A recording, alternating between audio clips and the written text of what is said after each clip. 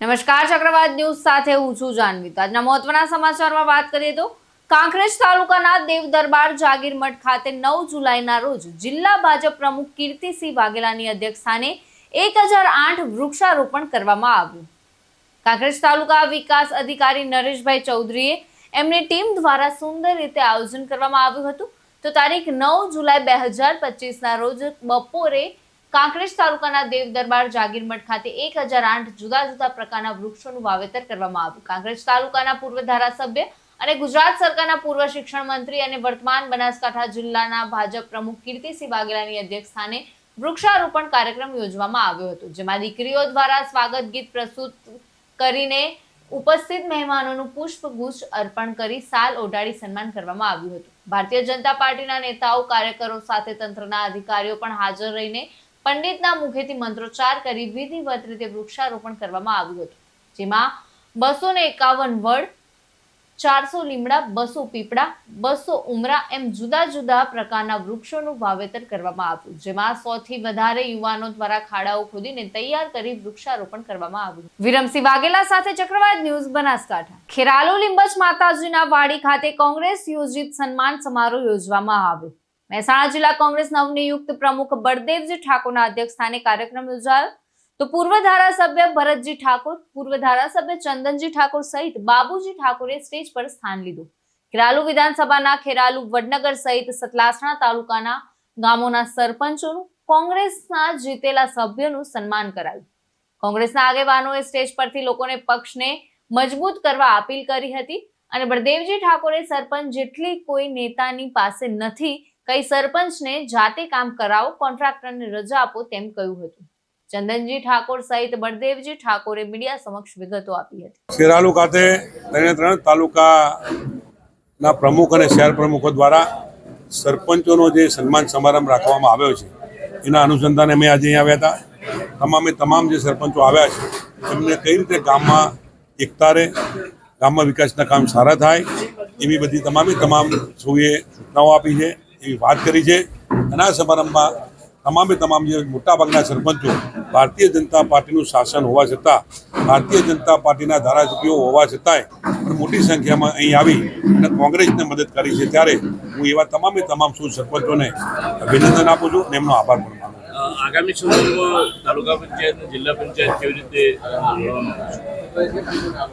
સમગ્ર મહેસાણા જિલ્લાની તમામ તાલુકા પંચાયત, જિલ્લા પંચાયત કે મહાનગરપાલિકા કે નગરપાલિકાઓ હોય, એ તમામ નગરપાલિકાઓની અંદર જીતી શકે એવા ઉમેદવારો મૂકી અને ભારતીય જનતા પાર્ટીને પરાસ્ત કરવા માટે અને કોંગ્રેસનો વિજય થાય એટલા માટે તમામ સૌ લોકોને સાથે રાખી અને અમે પ્રયત્ન કરવાના છીએ.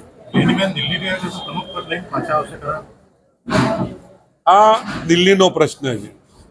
જ્યારે અમારા પ્રમુખ શ્રી શક્તિસિંહ ગોહિલે રાજીનામું આપ્યું છે, ત્યારે તમામ અમારી કોર કમિટીને દિલ્હીમાં બોલાવેલી, એટલે ચર્ચા વિચારણા કરવાની છે. અધિકારો એ કમિટીના છે અને અધિકારો અમારા દેશના પ્રમુખના છે. એ અધિકારો અમારી પાસે નથી, એટલે એ બાબતમાં હું બહુ કહી શકું નહીં. આપની સ્પીચમાં જે પોલીસ એક ભૂમિકા ભજવે છે, શું કહેશો? સમગ્ર રાજ્યની અંદર કદાચ મને અનુભવ એટલા માટે છે, એનો સાક્ષી હું એટલા માટે છું. જ્યારે હું વિધાનસભાની ચૂંટણી લડ્યો ત્યારે આ દેશના ગૃહમંત્રી અને રાજ્યના ગૃહમંત્રી સતત 3 દિવસ પડી રહી અને ડીઆઈજી તરીકે અભય ચુડાસમા પણ મને હરાવવા માટેની જે કહેવાય સુપારી લીધેલી હતી. સમગ્ર મહેસાણા જિલ્લા, ગાંધીનગર જિલ્લાનું તંત્ર મને હરાવવામાં શું ભાગ ભજવ્યો છે એ હું જાણું છું, એટલા માટે મેં આ વાત કરી છે. આજે સવારે જ હું મહેસાણા આવતો હતો ત્યારે 3 આગેવાનો મને મળ્યા અને કહ્યું કે એલસીબી અને એસઓજી ડીએસપીની સૂચનાથી અમે જે કડીની અંદર કામ કરી રહ્યા હતા, અમને અટકાવવાના પ્રયત્નો કર્યા હતા. અમને બોલાવીને કહી દઉં કે તમે માપમાં રહેજો, બાજુમાં બેસી રહેજો, મગજમારી કરતા નહીં.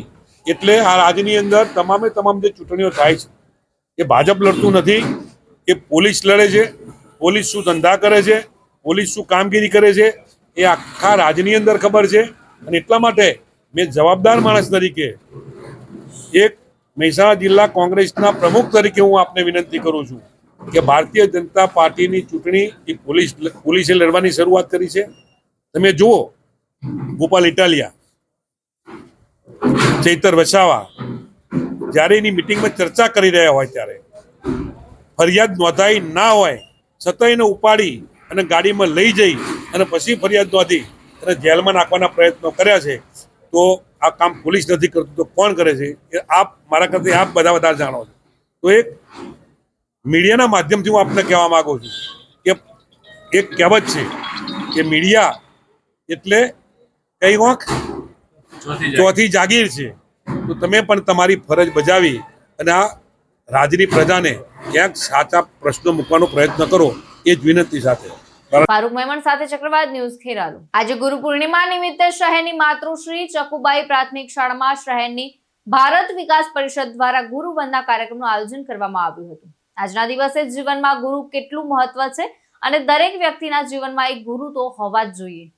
આજના ગુરુ વંદન છાત્ર અભિનંદન કાર્યક્રમમાં ભારત વિકાસ પરિષદના મહિલા સભ્યોમાં સંયોજિકા હેમાબેન સોની, વૈશાલીબેન કોઠારી, જિજ્ઞાબેન જોશી, કોશાબેન મણિયાર અને ઈલાબેન પટેલ હાજર રહ્યા હતા. વિદ્યાર્થીઓ દ્વારા ગુરુઓનું પૂજન થયું. કોશાબેન મણિયારે ગુરુનું મહત્વ સમજાવ્યું અને એક સરસ મજાની વાર્તા કહી સંભળાવી. તમામ ધોરણમાં પ્રથમ નંબર લાવનાર વિદ્યાર્થીઓને તથા વિશિષ્ટ સ્થાન પ્રાપ્ત કરનાર વિદ્યાર્થીઓને ભારત વિકાસ પરિષદ તરફથી પ્રમાણપત્ર આપ્યા. તો શાળાના બેસ્ટ શિક્ષિકાનું પ્રમાણપત્ર આપીને નવાજ્યા હતા. ઈલાબેન પટેલે વિદ્યાર્થીઓને શપથ લેવડાવ્યા અને ચોકલેટ આપીને ગુરુ પૂર્ણિમા નિમિત્તે શુભેચ્છાઓ પાઠવી હતી. માતૃશ્રી ચકુબાઈ પ્રાથમિક શાળામાં ગુરુ વંદના કાર્યક્રમ યોજાયો.